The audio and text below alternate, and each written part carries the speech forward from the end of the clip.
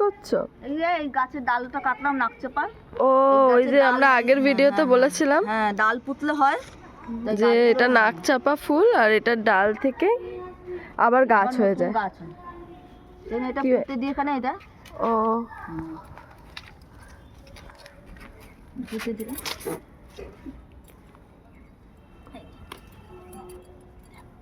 এটা থেকে গাছ হবে। এটা থেকে আবার গাছ হয়ে যাবে এরকম।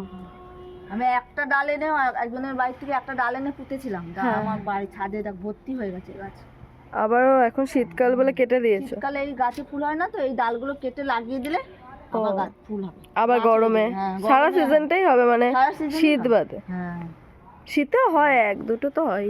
এই যে হয়েছে, এই তো এখন হয়েছে, করি হয়েছে। কিন্তু এগুলো ডাল কোনো যত্ন করতে হয় না, এমনি ডাল পুঁতে দিলে এই গাছ হয়ে যায়।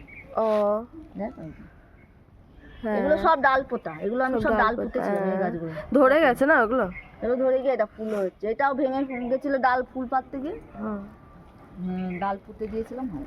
কত ভালো গাছ না, কোনো খাটনি নেই গাছ, কিচ্ছুই হয় না, খালি জল দিলেই হয়। আর মাঝে মধ্যে ওই সরষের খোল টোল দাও না, সব গাছেই দাও। যখন সব গাছে দিত না এগুলো তো দিই। হ্যাঁ, চা পাতা, চা পাতা শুকিয়ে দাও, কিন্তু কোনো যত্ন ছাড়াই এই গাছগুলো এত সুন্দর হয় আর ফুলও হয়, পুজোও দেওয়া যায়। পুজো দেওয়া যায়, খুব সুন্দর হয় কিন্তু ফুলগুলো বড় বড় হয়, ভালো লাগে।